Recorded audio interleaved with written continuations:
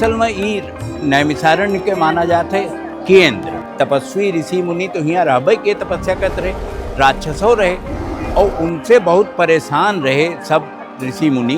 काहे कि वे जब देखो तब उत्पात कीन करें। तो सौनक गए विष्णु के लगे, तो विष्णु ने देख के हंसे। ओकरे बाद कहिन कि हम तुम्हें एक चक्र दे दी थे, तू ले जाओ और ये जहाँ तक ये अपने आप न गिरी पड़े वहीं तक चला जाओ। और ये देखो कि वो आई के नैमिषारण्य में वो के नेमी गिर पड़ी। तो वो जहाँ गिरा वो है गोल घेरा ऐस बन गया और वह गहरे पानी नीचे चला गया माटी में और वह पानी निकली है। वो चक्र तीर्थ है जोन कुछ ये नैमिषारण्य में है, यही चक्र तीर्थ के आसे पास है। चाहे वह हनुमान हों, चाहे शिव जी हों, चाहे ऋषि श्रृंगी हों।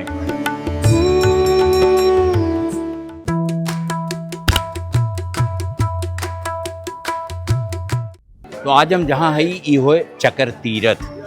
और चक्र तीर्थ एक नाव यह मारे है कि कुछ चक्र ऐसे एक ठू दिखाए परत है जोन बिचों पिछों ताल है वो गोल है। लेकिन ये चक्र तीर्थ बना कैसे और चक्र के कौन काम रहा, कैसे ये आए ही हैं। तो असल में ये नैमिषारण्य के माना जाते केंद्र और यह पूरा यही के आसपास नैमिषारण्य बाद में बसा। काहे कि तपस्वी ऋषि मुनि तो यहाँ रहबे के तपस्या करते रहे, राक्षसों रहे और उनसे बहुत परेशान रहे सब ऋषि मुनि। काहे कि वे जब देखो तब उत्पात कीन करें। तो यह जोन विद्यालय एक ठू चलत रहा, महर्षि सौनक रहे। तो सौनक गए विष्णु के लगे और विष्णु से कहिन कि हमें बताओ कि हम एक कौन उपाय करी। तो विष्णु ने देख के हंसे। ओकरे बाद कहिन कि हम तुम्हें एक चक्र दे दी थे, तू ले जाओ और ये जहाँ तक ये अपने आप न गिरी पड़े वहीं तक चला जाओ। तो वे चले सौनक ले के और ये देखो कि वो आई के नैमिषारण्य में वो के नेमी गिर पड़ी। संस्कृत में नेमी माने हुए थे परिधि, माने गोला के ऊपर के हिस्सा। तो वो जहाँ गिरा वो है गोल घेरा ऐस बन गया और वह गहरे पानी नीचे चला गया माटी में और वह पानी निकली है। वो चक्र तीर्थ हो गया। सौनक ऋषि और विष्णु के ये किस्सा चक्र तीर्थ के केंद्र के रूप में विकसित हुए के कहानी हुई गई। सौनक जोन रहे वह ऋषि सुनक के बेटवा रहे, वही से उनके नाम सौनक पड़ गए। और सौनक के संस्कृत में एक और अर्थ होते जेके मतलब होते अध्यापक माने पढ़ावे वाला। और यह कि जो हिफाजत करे संरक्षण करे वहू का सौनक कहा था। तो सौनक ऋषि के कहानी चक्र तीर्थ से जुड़ी है, नैमिषारण्य से जुड़ी है और सौनक के बिना ये कहानी पूर्ण हो भाई। कि जब वो चक्रवा गिरा तो ओकरे बाद ये तय हो गए कि यहीं से केंद्र बनाई के और राक्षसन के ऊपर हमला करेगा। तो जब केंद्र बन ही गए तो एक जने रहे ऋषि गौरमुख। अब उनके नाम बहुत जगह मिला थे, 12 पुराण में मिला थे और जगह मिला थे। तो वही गौरमुख जोन है वह राक्षसन का मारिन।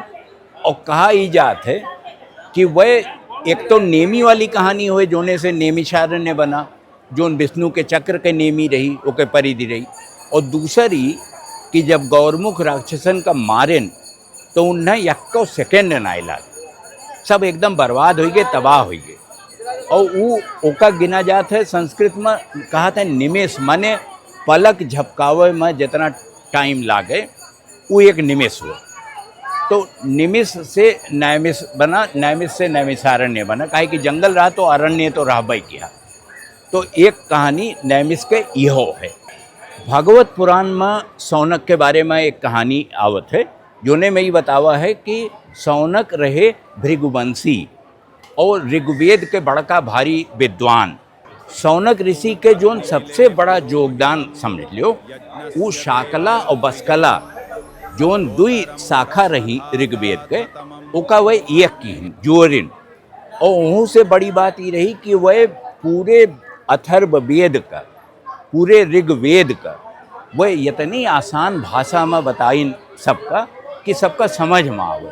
काहे कि वो बहुत कठिन रहा। वेद के संस्कृत पढ़ब, संस्कृत जनतो हुए जे वहू से न फूटे, लेकिन अगर सौनक न रहा होते तो वेद के जोन अर्थ अब समझ में आवत है सबका, वो समझ पाई कठिन हो जाए। जब विष्णु के चक्रवा गिरा, ये गोल घेरा बन गए, तो जमीनी में से सोता फूटा, उमा में से पानी निकला। वो पानी जब यहाँ से बहरे जाते तो उसका गोदावरी कहा था। अभी पूरा समझो कि नैमिषारण्य, ऋषि सौनक, विष्णु के कहानी और गौरमुख के किस्सा, इस सब मिलाई के एक नैमिषारण्य के केंद्र बनावत है। जोन कुछ ये नैमिषारण्य में है, यही चक्र तीर्थ के आसे पास है।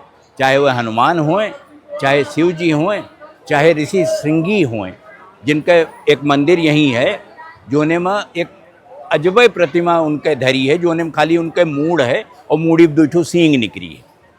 और उनके बगली में उनके माई के एक स्थान है, एक संगमरमर के मूर्ति है, उनके नाम रहा शांता। और ये कहानी जाए के फिर जुड़ जाता है अयोध्या जी से, कि शांता के रही, वह श्रृंगी ऋषि के पास कैसे पहुँची और श्रृंगी ऋषि उनके लिए काव किहिन। तो ये कुल कहानी अयोध्या से जुड़ी है।